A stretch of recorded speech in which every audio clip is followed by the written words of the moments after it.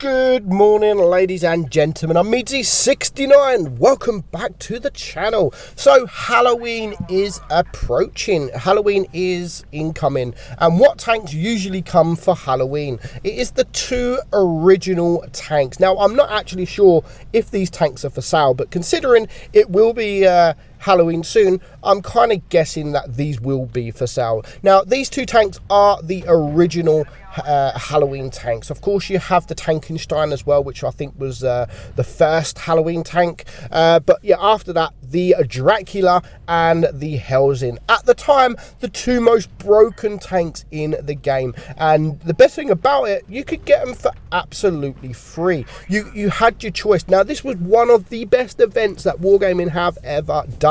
You had the choice to choose between the Dracula or the Hellsing. So you couldn't get both for free, but you could get one for free, and if you played it enough and done well, you could actually get one with a big discount. So yeah, very good event. I actually got the Dracula for free, and I paid for the Hellsing, pretty much paid the rest. I can't remember how much it was, but it wasn't a lot. So yeah, when they first come, we didn't really think too much of it, to be honest. The Dracula I didn't really like. When I first got the Dracula, I was just like, this is too fast for me, absolutely too fast. And the Hellsing, we didn't really think nothing of the Hellsing, but just after a few days, we kind of realized, actually, these tanks are kind of broken. They're very good tanks. Now, lately, they're not really spoken about, you know, considering these two tanks used to be one of the most two broken tanks in the game, they're not really spoken about now. They're not feared as much as they used to be, but I'm here to bring that back because they should be feared. They're still both fantastic tanks. You know, I mean, the Hellsing, yeah, you can sit there and say there's no point for the Hellsing no more because you have the Annihilator that has the 3 shells and the Hellsing only has the 2. But the Hellsing is still a force to be reckoned with. Like, it's still an amazing tank. And even though the Dracula doesn't ever get sold outright, both tanks don't ever get sold outright. Usually they come for Halloween, or usually they come for crates.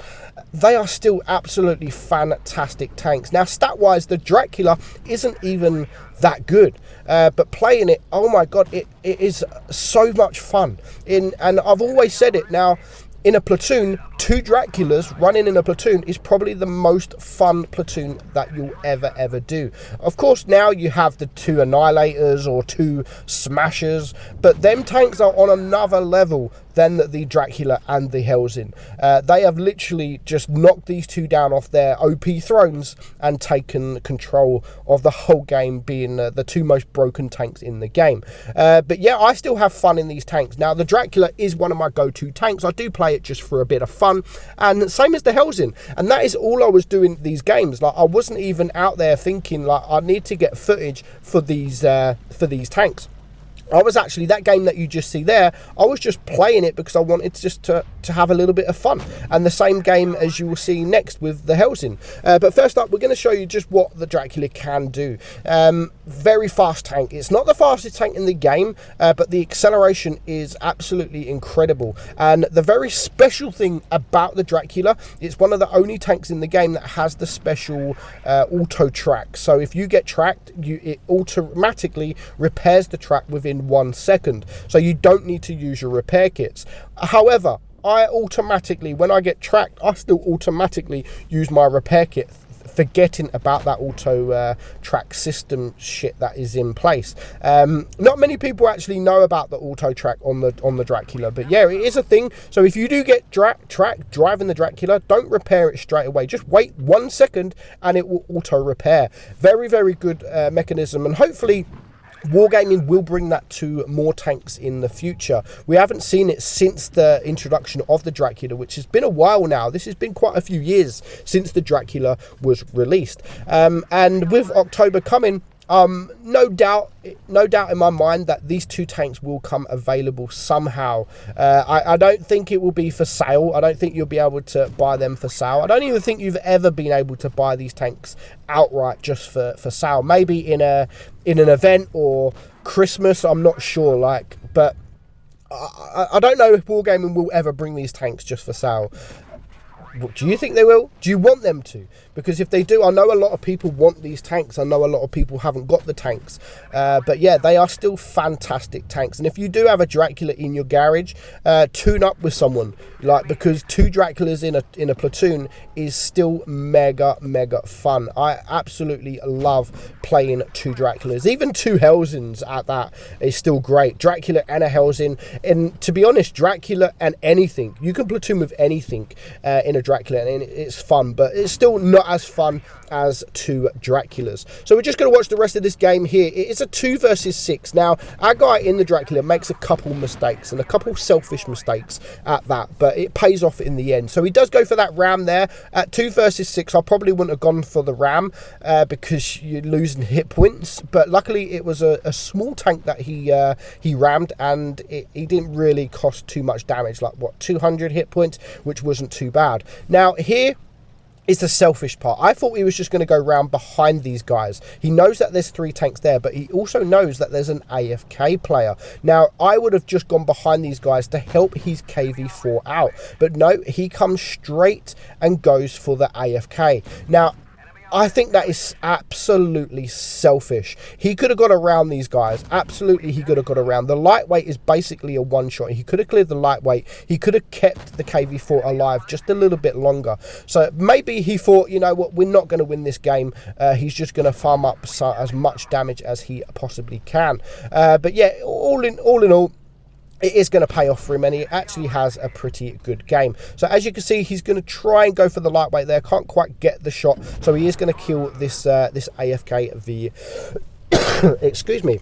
The AFK VK. So now it's a 1 versus 3. He's just going to rush about, and that is the best thing about this tank. It gets around the map so quickly, and it is so quickly, and it's not even the fastest tank in the game. I don't even think this is in the top 5 fastest tank in the game, but it is a quick tank. It feels quick, the acceleration is quick, and it looks absolutely fantastic. I love what Wargaming did with the look of this tank, especially what they did with the two-face camo. I absolutely love the two-face camo. I think it looks great, and it was good to see Wargaming add something new to these two tanks that have been around for a while. So now he's on his own against these 2 tanks, this T28 Defender. He's going to get a shot on. Now, the penetration, the accuracy, everything like that is not actually that good on the tank.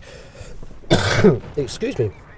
Believe it or not, it's not actually that good. So, it still gets a lot of wins. The tank still gets a lot of wins because of just how the tank is. It is OP because of that speed, because of that 1 second track repair.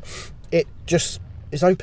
And there's those that don't have a Dracula want a Dracula, and I relate to that. Like, I would, if I didn't have a Dracula, I would definitely want this tank. It is something different, and I think that's what I love about it. There's not many tanks out there like the Dracula, and that's what I absolutely love about the tank. It's different. I hate the fact that Wargaming are bringing in all these tanks, all these tier 8 heavy tanks that are just so similar, and it doesn't matter what tank you play, it feels like you're playing a different tank, whereas the Dracula, it's a completely different tank to everything else out there.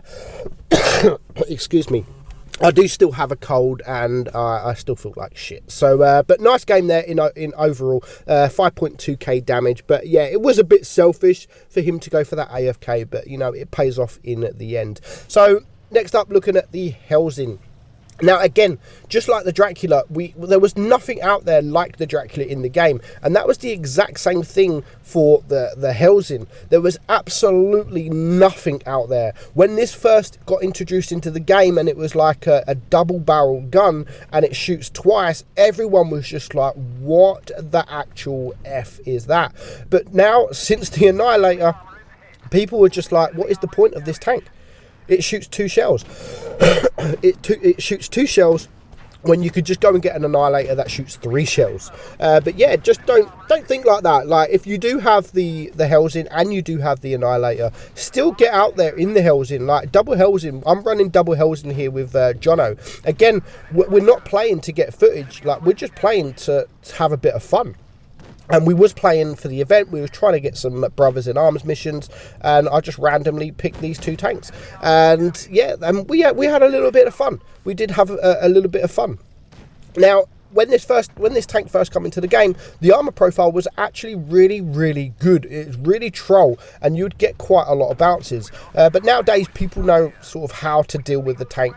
And again, the tank is a tank destroyer, but it's not really a tank destroyer. It's a very quick tank destroyer, and you should never ever play this tank like a tank destroyer. It's more like a medium tank. It's very quick indeed. Just like the Dracula, it gets around the map very quickly. And I think the worst thing about this tank, playing the Annihilator, the Annihilator has the 3 shells, and the gun dispersion, each shell is pretty much the same. It stays on there. So if you aim your 3 shells, you're most likely going to hit your 3 shells. Maybe you're not going to pen them, but whereas the Hellsing, once you shoot the first shell, the bloom goes out quite a bit. So you do have to proper aim in on them to get the shots. If you just snap your shots, one of them might hit, but one of them might just go across the other side of the map. So at the moment, I've now got 2.4k damage. I do get a nice bounce there, and because of the way that the armor profile is, when you're angled like that, you can actually get quite a few bounces in this tank. But I'm not going to risk anything. I don't want to risk. I know the tanking strain can take me out with 1 shot. There's only 2 tanks left alive, so we are going to get the double shot. If you can get a double HE shot in, obviously that will pump up your DPM by quite a bit. But yeah, you're probably not going to think too much of this tank now after playing the Annie. But yeah, they're still great tanks, and they're still definitely worth having in your garage. So hopefully Wargaming do bring these tanks back out for Halloween, and hopefully they're cheap to get and they're quite easy to get, because I would like to see some more of these tanks in the game, because they have kind of been outshone by the Smasher and by the Annihilator. But still, they are very good tanks, and they're very fun to play. So I hope you enjoyed the video, guys. I'm meadsy69, and I will catch you all soon. Bye bye.